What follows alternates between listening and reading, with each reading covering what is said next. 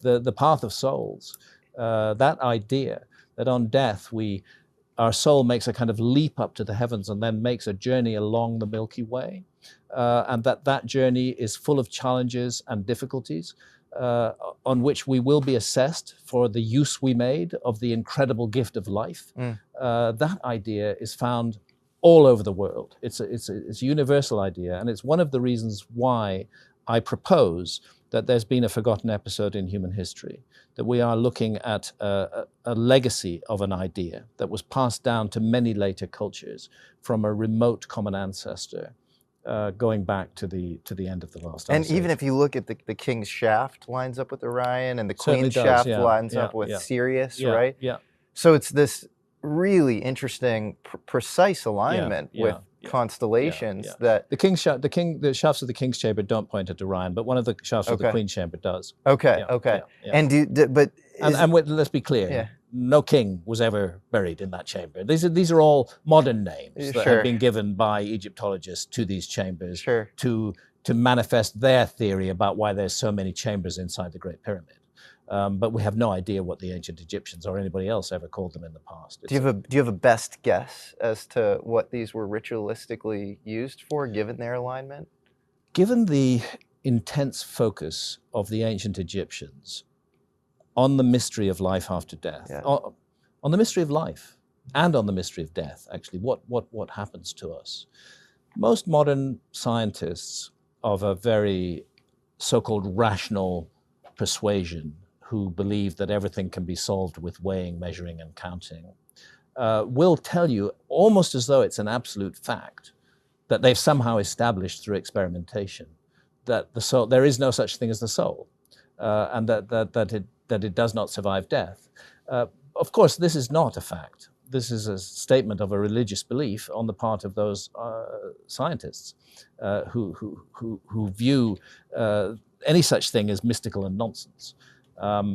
There is no experiment that could be done. Frankly, it's a mystery. None of us know. None of us know. None of us have a clue what happens. Maybe the so-called rational scientists are right. Maybe we are just meat robots, meaninglessly living out our existence here on Earth, producing and consuming. Maybe that's all we are. It could be, but I don't think it is. And the ancient our society pays no attention to these mysteries. The ancient Egyptians, that was their focus for 3,000 years, and they came to very, very, very definite conclusions about it. And those conclusions, I think, are very deep and very weighty and worth considering. And it's fascinating that the same idea is found all around the world. I get it why many different cultures might believe in life after death. The argument for that is people delude them, the rational scientists' argument for that is people delude themselves into believing there's life after death because they don't like the idea of coming to an end. But it's much more specific than that.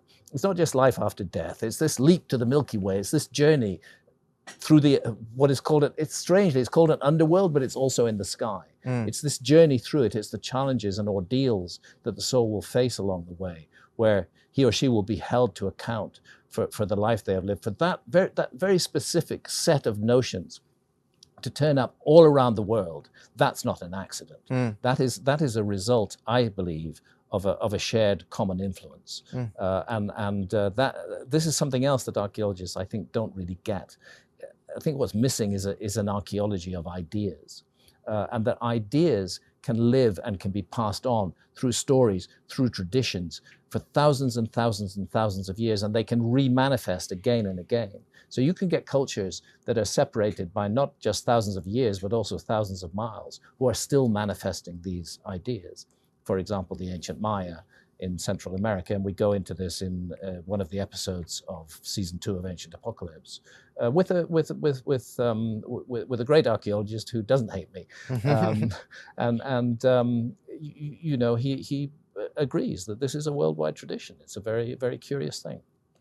And there's this common trope too. You have King Judea of Sumeria saying that in a dream he was given this lapis lazuli, these tablets, saying that he has to build a temple with these specific astronomical alignments. You see the same thing with Pharaoh Tutmos in Egypt. You see the same thing with Aztec leaders, with Nebuchadnezzar. Yeah. This sort of, idea of you get this kind of download or you have this divine connection, Yeah. and then you must build this temple with these specific astronomical alignments. So I think that does point towards something having to do with the afterlife or some sort of ascension portal. I was even reading Ptolemy. Ptolemy, is proto-astronomy, sort of like the in-between of like the astronomy we have today and, whatever we had in the past. And he's writing in 100 AD in Roman times. Yeah. And he's saying that the, soul's ascension path is through Orion's belt. Yeah, that's right. That's right. The leap is always to Orion's belt. That's another of the common factors in this idea around the world tour. Because Orion stands by the Milky Way. From there, you're on the Milky Way. Then you make your journey. So are you getting to some sort of more true proto-architecture to religion that involves these sort of oral traditions passed down that cuts across geography? Look, I'll give you two examples. I've tried to explain it. It's best done graphically, really, for this to be understood. The phenomenon of precession is because the Earth is the viewing platform. I try to explain it in this way, from which we observe the stars, and because the Earth wobbles very slowly on its axis, and because that wobble unfolds a complete cycle in just under 26,000 years, the effect for us as observers is that the stars' orientation in the skies gradually changes, and the rising time of those stars in relation to the sun gradually changes, and the pole star gradually changes because the extended north pole of the Earth is wobbling and will sometimes point at empty space and sometimes point at other stars. Ours is Polaris, but it's been other stars in the past. So this is a very complex, very sophisticated process which requires detailed observation. Now, as I've said, using precession and monumental architecture, the ancient Egyptians have built an enormous statement on the ground that speaks to the date that we call 10,500 BC, astronomically. It speaks to that date, about 12,500 years ago. Then jump over to Gobekli Tepe in Turkey. Look at Pillar 43 in Enclosure D. Look at the very interesting symbolism on that pillar, which includes a scorpion, which includes a vulture with outstretched arms, which includes a circle, which we believe resembles the sun on the wing of that vulture.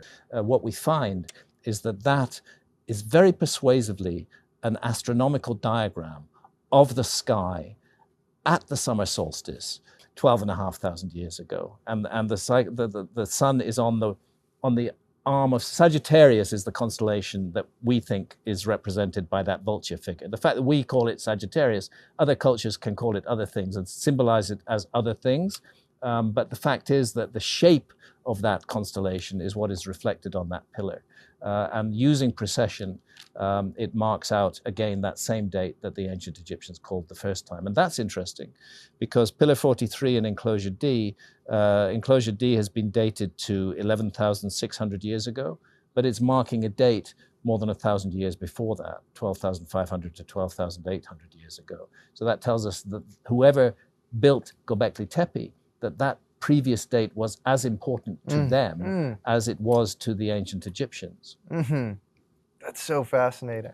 I think so, yeah. You write about this a little in your book, Talisman, with Robert Bauval, of this sort of quote-unquote organization that sort of hermetically transfers wisdom. Yes, the passing down of knowledge over thousands of years does definitely involve some kind of organization. It's not going to happen randomly. It can happen in certain ways with stories.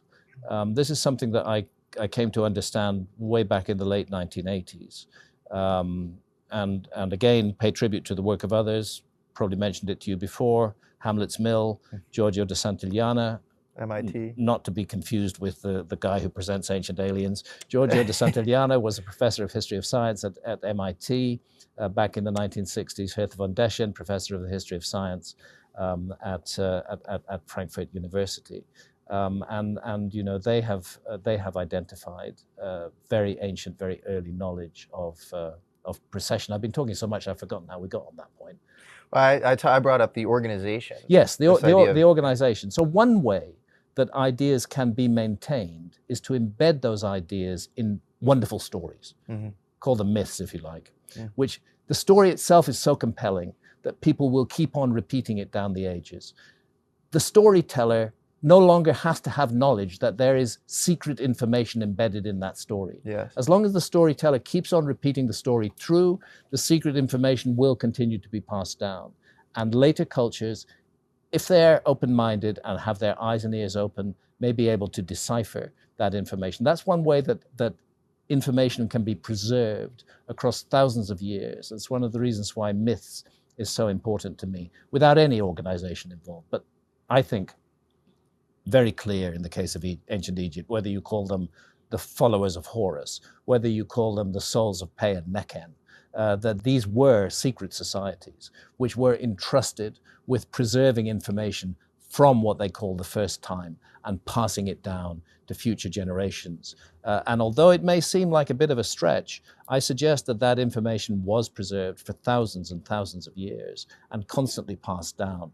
And when the time was felt to be right, ancient Egypt was switched on. And of course, it was switched on entirely by ancient Egyptians. This was thousands of years after the information had reached them and then was passed down through the generations and preserved. And it's hard to say why exactly the period of roughly 3000 BC, 5,000 years ago, to 2500 BC, 4,500 years ago, was chosen as the time to switch on the engine of ancient Egypt. But interestingly enough, that's exactly the same period that the engine of the Indus Valley civilization was switched on in what is now Pakistan and northern India. It's exactly the same time that the Yellow River civilization was switched on. This is found, this date, this sudden emergence of civilization, as it's called, coordinates with that date all around the world. It's not just ancient Egypt. So again, that makes me feel that there's something behind it and that we're probably missing a very important part of the human story.